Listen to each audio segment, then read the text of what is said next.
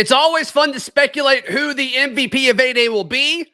I think it's going to be a running back. Freezing temperatures are likely for several hours inland and a few hours closer to the coast. Yes. You are Locked On Auburn, your daily podcast on the Auburn Tigers. Part of the Locked On Podcast Network, your team every day. Yes, welcome on into Locked On Auburn, your daily Auburn Tigers podcast. I'm your host, Zac Blackerby, and thank you so much for making Locked On Auburn your first listen every single day. Joining me as he does every Wednesday for a War Rapport Wednesday, Mike G of the War Rapport, and we get football at Jordan-Hare Stadium in just a few days, my friend. And it's always fun to guess. All right, who are the breakout stars going to be? We'll talk about the potential offensive guys that could break out, defensive guys. But we got to start, Mike G. We've got to start with who could be A-Day MVP on Saturday. We're both going to guess running backs, but they will be different running backs. And some people may say Jarquez Hunter, and that would totally make sense. But we just haven't traditionally seen the starting running back get enough touches to really kind of put the stat line together. You think it's going to be a new running back? You think it's going to be a guy that they added to the transfer portal? Yeah, I'm going with Battie here. I think he's going to be the offensive MVP of A-Day. Now, Hugh Freeze we know it's going to be some kind of RPO system that he's putting in. He expressed this week in the press conference that nothing we see at A-Day is going to be real. It's all going to be one big okie doke for anyone who might be tuning in, trying to get some intel on what Auburn is going to run. So was that the worst sales pitch for fans to come to A-Day ever? It was awful. It was terrible. Like, look, I know it's the day before Easter. I know it's Masters Saturday. I know it may rain. And also, like, what you see doesn't matter, but you should come. Yeah, all right. I hope people will show up. Me too. It was an odd answer, I thought. But I'm thinking it's going to be Battie, man. I've heard a lot of good things about this guy. He's very shifty. He can make plays in the open field, and I think they're going to run a lot in this game. I think they're going to run a lot. So they're going to want to see what they have in the passing game. Certainly, if you watch this show at all, you know there was a chance that I was going to say somebody like Jay Fair, who, by the way, Zach, got named as the first wide receiver out of Hugh Freeze's mouth, would asked about how the receivers are doing. But I really do believe it's going to be a running back here. I think that we got some indication, too, when Hugh Freeze talked about how the offense dominated the last scrimmage. So they've caught up in some regards. The head coach is not feeling left with a good feeling either way when one side dominates the other in any scrimmage. But I'm thinking it's going to be Battie here, man. He can do a lot of different things. He can catch the ball out of the backfield. I think he maybe shows up as the star here, and Auburn has a three-headed monster at running back going into the fall. Yeah, and you could argue maybe four with Cobb coming in. So I like Battie here. My pushback with him getting A-Day MVP is I think a lot of his value and explosiveness is going to come from special teams. And like, that's going to be, blown dead as soon as there's somebody like within a foot of him. So I don't know if he's necessarily going to be able to have all of that pop. But I mean, we've heard, players talk about how shifty he is and how hard he is to tackle and elusive that he is. And so, man, if he can prove that, boy, you talk about upside and hype over the summer, he will certainly have that. I mean, I think back to, you'll probably know what year this was better than me, but when Mario Fannin had a really good A-Day, and everybody's like, oh man, he's the future of this offense. And then, he was certainly a part of it, but just couldn't hold on to the football. But, can Battie have that type of performance on Saturday? That'd be a lot of fun without the special teams dynamic, because the special team stuff is coming. We've seen that happen. We've seen him already prove that. So if he could do it just as far as like from scrimmage, that'd be great. Well, Hugh Freeze has already come out and said Jarquez Hunter is the best back he's ever coached. If he knows that already, I expect his role to be somewhat limited in this game, because they're not going to want to get him hurt. No freak accidents for Jarquez Hunter in this one. There's no reason for Jarquez. There's no reason for Camden Brown. I think you can make the argument there's a pretty solid reason to not play Rivaldo Fairweather, if I'm being honest with you, just because those guys all seem to be like to kind of check the boxes, let them do 1 or 2 series and like that be it. There's just no reason for it. Mm-hmm. You probably could put a couple of offensive linemen there as well. Like, do you need Gunnar Britton and Dylan Wade? Like, they're the starting tackles, right? But you also need them though to run an offense. So that's a weird balance there. But I'm with you. Yeah, there's no reason for Jarquez Hunter to get hit any more than he needs to. No, keep him healthy. I mean, this will be the most unpopular thing of 8A, right? Is if he plays and gets hurt somehow, and then we're hearing about him nursing an injury all summer. Be terrible. Be awful. Be awful. I think it's going to be Damari Alston for a similar reason that you said. I don't think we're going to see Jarquez Hunter a ton, and I don't think we should. I can't stress that enough. But it just seems like it's usually the second or third running back that breaks one, that he may get touches behind the starting offensive line, which I think could help. You also can make the argument that he could get touches against the backup defense, which I think will also help you. And so in regard to just opportunity and the chance for explosive plays, I think Damari Alston's going to have a chance. I like it. I like Damari as well, too. Like one of those guys is going to have a big day. And if neither of them do, I think that creates a different storyline coming out of A-Day, Yeah, well, listen, I mean, if it's not one of them, it's because, Sean Jackson got a bunch of carries and, whatever. That was not a bad answer to this question, by the way. If you told me Sean Jackson got 3 touchdowns on Saturday, I'd buy it. Yeah, right. Okay. Yeah, that makes sense. Yeah, because because whatever happens Saturday isn't going to matter. And the coaches, this counts in terms of the 15 practices that they get every spring.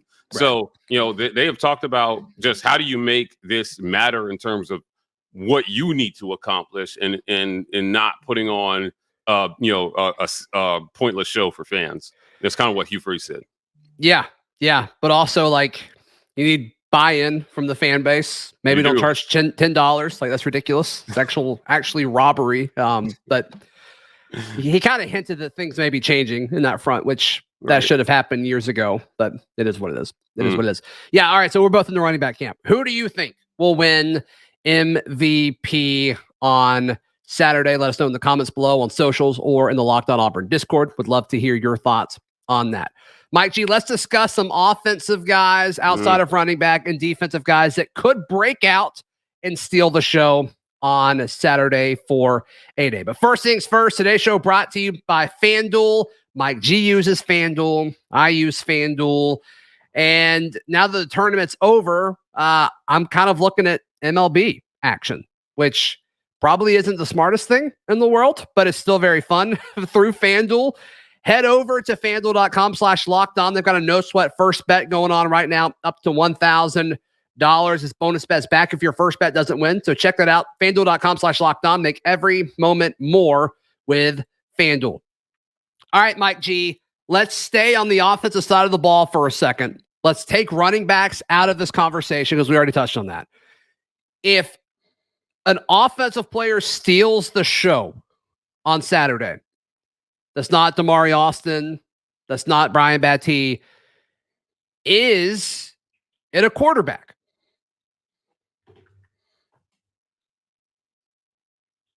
No.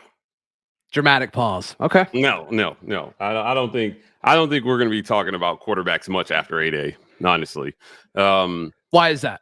You think it's going to be bad? No, I think it's going to be limited. So, I mean, we'll see. Okay, so I'm making kind of a contradictory statement here because, we're talking about offensive people breaking out, right? Like, yeah. And I think this is going to shock a lot of people. Jay Fair. Yes. Come on, Zach. It's going to be Jay. Jay is going to have his coming out party on Saturday. It's going to be amazing. Dump offs to Jay. Listen, the things that I've heard about him in camp about consistency, it seems like he's a guy that the quarterbacks have relied on throughout the spring to consistently go out and make plays and make catches for them. And they are talking about Javaris and Jay as guys who can stretch the field vertically, right? They've got the speed to get behind the defense. We already know Javaris Johnson could do it. Sure. But Jay Fair has made moves this spring, man. And again, I just don't think you need to learn anything about Javarius Johnson in this game, in this 8A game. Where do you think Jay Fair is realistically in the depth chart right now? I think he is a 2 at his position. I think he is second on the depth chart. Out of the slot? Mm-hmm. I think he's second on the depth chart. We're going to see some transfers at that position after the spring. So do you think he's the 3rd slot then? Are you counting Coy Moore ahead of him? Yeah, I don't know how to say this without saying something I'm not supposed to say. Like, this... Yeah, so some of the positions may not be what we think they are, is all I'm going to say, right? Mm-hmm. And so based on what I know about where guys are playing and who they're behind, Jay is, second at one of the slots. And I'm just going to leave it right there. He's done some really good work this spring. And, this is the second straight coaching staff he's come in and immediately impressed with his work ethic, with his, knowledge of being able to absorb the system. And get things right, man, and just be reliable and consistent. And I think has been a consistent theme for Hugh Freeze. He's looking for reliable, consistent guys at every position. Jay Fair fits that mold. I think, man, slot him in, dude. He's going to get a chance early in the season to show what he can do. And if he takes advantage of those limited opportunities in the beginning, we'll see more of them down the road. Yeah, and he kind of falls into that territory of like just outside the starting rotation, but solid backup. Those are usually the guys that play a little bit more. You get a chance with some of the 1s, and then you play a lot with the 2s as well. Exactly. And so like he's got a chance to catch some eyeballs. So I absolutely love that. I'm gonna predict a big game from tight ends, not Rivaldo Fairweather. Okay, all right. I think we may see Fromm or Deal get a few more catches. Maybe Brandon Frazier, maybe Micah Riley Ducker. Mm-hmm. I think they're going to see involvement in the passing game with the tight ends. And ironically, it may not be a lot of Rivaldo Fairweather. That's just kind of my hunch going into it. Yeah, listen, Hugh Freeze loves this room, Zach. He loves it. He does.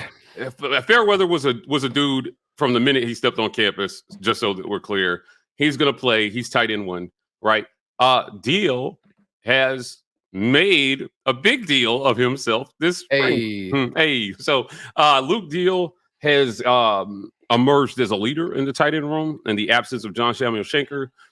He is another dependable guy that is out there just consistently doing things great at practice. And so I like Luke Deal. They like Fromm and Riley Ducker and Frazier as well too. When you see those guys out there, they all look impressive, making catches and doing what they need to do. So I like Luke Deal. I think that he is a mature guy who is also a leader and can make enough plays for you. So there were times last year, to be clear, that Deal got some opportunities and he came up short.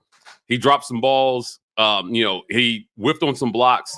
He has matured in all those areas. I hope so. I certainly hope so. I mean, I like his ability as a blocker. Can he take that next step? And it seems like he may get the opportunity to, and we'll see what that looks like on Saturday. And once again, how comfortable are TJ and Robby and Holden as far as stretching the field? You may not see a whole lot of that. You may see a lot of check down, safer throws to kind of keep the offense on the field. So we'll see exactly what that looks like. As far as defensive breakout players, I think you're going to see members of the defensive front really kind of make a little money on Saturday. I think whether it's Marcus Harris, I think whether it's Jayson Jone, I think whether it's Keldric Faulk, I think you're going to see some guys that are going to give this impressive revamped offensive line some trouble over the course of the scrimmage. Yeah. Defensively, I think that it's going to be a linebacker that stands out. I think you can make the argument that that's the best case scenario for Auburn. Is and it doesn't matter who it is, but if a linebacker steals the show defensively, I think that's the best case scenario for the Auburn Tigers. Yeah. I'm looking at Tolan. To put on a show on Saturday. My biggest thing is like, what is Tolan's role?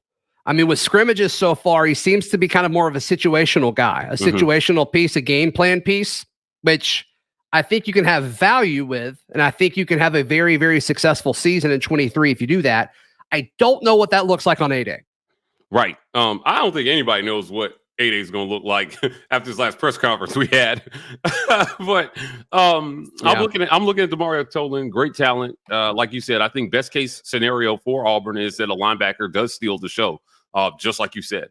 And that is the group that had the furthest to come on defense. They were not good last year, Zach.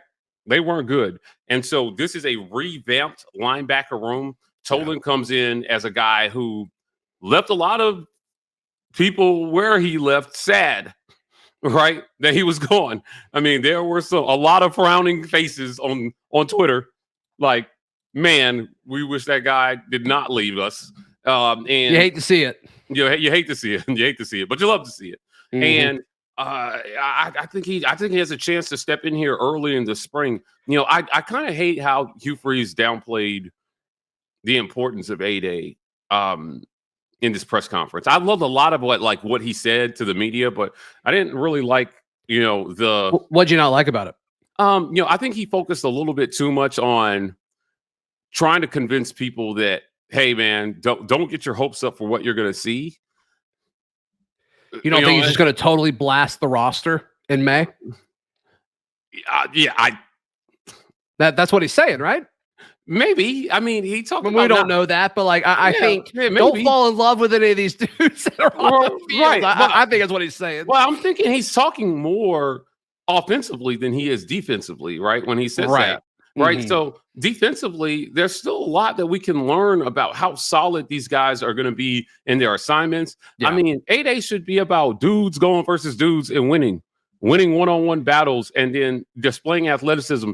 In a perfect scenario, a quarterback throws a deep ball and it is a perfect pass and it is defended as well as it can be defended, but the receiver just makes the only catch he can make. And you can evaluate everybody positively in that scenario because the DB did all he could do. There was tight coverage.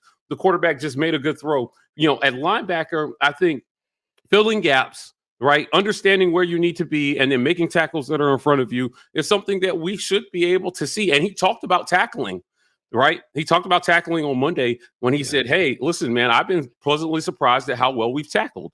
That's going to mean a lot about your line. That's going to be a lot about your linebackers. So I'm looking at. It's an older group, right? I mean, with the exception of Woodyard, they're older. Tolan's got a few years left, but Keys is an older guy. Steiner's been here for forever. Asante's been playing college football for a hot minute. So I mean, that's good, right? I mean, that's kind of what we would expect to see. Right. They couldn't tackle last year, but I'm glad that they've figured that. And then the DBs, I mean, all these DBs, with the exception of Kayin Lee, they've been playing for forever. So. This is an older group. I'm with you. I think he was talking more offense as well. Mike G, I've asked everybody this week this question. 3 players you're most excited to watch on Saturday. We discussed that in just a moment right here on Locked On Auburn. I want to encourage folks to join the Locked On Auburn Discord. It is free. All you have to do is click the link in the episode description down below. All right, Mike G, which player are you most excited to see on Saturday? Well, we're doing 3, right? We're doing 3, or am I starting at the top? Yeah, start at the top. I'm starting at the top. Okay. I'm excited to see Kayin Lee. We've heard so much about this kid and what he's done in the spring, and I just want to see if it translates. A-Day is the biggest game a lot of these kids will have played in, and it's a good chance to see how they react under the lights. I want to see if what we've heard and seen during these spring practices translates to the field in Jordan-Hare on Saturday, right? And so I'm really excited to see Kayin Lee. I think that's a good one. I think just about everybody said that so far, and so that'll be fun. Do you think he trots out as a starter? No. Do you think he plays with the starters, or do you think he plays with the twos? I think he plays with the twos. I think he plays with the twos, but we see a lot of them. Yeah, I hope so. All right, who are you second most excited to see on Saturday? I love this question. Nick Martner. Okay. So this is a guy who is brand new, but I don't Number think 8 on the field. right. I don't think that he's going to be he's not solidified. Nothing in the wide receiver room is solid. And Hugh Freeze has talked about catch radius, but he's mentioned 2 guys in that regard all spring, Martiner and Fairweather, in terms of catch radius. So I want to see if his catch radius is what we think it can be, and that could be a game changer for Auburn in the fall or for any quarterback that's throwing to him. So I've got Martiner second on my list. Yeah, you mentioned nothing set in stone in the wide receiver room. You're 100% right, but it is worth noting that he has consistently been the far right receiver with the ones consistently throughout spring. So we'll see if that stays true throughout A-Day. All right, your number 3 guy, the third guy you're most excited to see on Saturday, and we'll wrap this up. Now, listen, I went back and forth on this one, on this third one, quite a bit. Because there are guys that I want to see, but I don't know that we're going to see them. So I want to pick somebody that I think will actually be out there. Coming in at the last wait, who do you think we're not going to see? Like you said, like I want to see. I would love to see a ton of Fairweather, but I don't think we're going to see a ton of Fairweather. Got it. Right? Okay. You know what I mean? I always want to see Jarquez Hunter tote the rock, but we're not going to see a ton of him. Okay. I got you. I am excited to see Holden Geriner. Now, hear me out on this one. I have consistently said that I did not want to see him fall to third on the depth chart. Mm-hmm. I didn't want to see him taking third string snaps, and because I think that he could be the future of Auburn football if he continues to mature and if he makes the jumps that he needs to this year. Mm-hmm. And if he didn't get at least second team snaps, I thought he would be out of here. And I don't want to see him. I don't want to see him go. So I'm team Holden Geriner. So that everybody's clear, I'm team Holden Geriner like I'm team Jay Fair, right? I want this kid to stick around, and I want to see Hugh Freeze take a pure passing quarterback, and turn him into an SEC passer, something we haven't seen at Auburn a lot. And I think that he has a chance to be that. So getting him, after the hype that he got after Pro Day, Hugh Freeze downplayed it, but I still thought it was significant that those guys chose him. People were like, why didn't TJ and Robby throw? Listen, they didn't throw because they didn't get chosen by these guys to throw to them. They chose him for a reason. They chose him for a reason, Zach, and I want to see it on Saturday, man. I want to see him slinging the football out there. I like all of that. I don't think anybody said a quarterback yet this week, so I'm glad you put Holden's name in there. How can people check out everything you've got going on right now, buddy? Man, check us out on the YouTubes. We are the War Rapport. We just dropped an interview with Cole Kublik talking about offensive line and how those guys can get better. So we got tons more interviews coming this summer. Check us out on every social media platform at the War Rapport.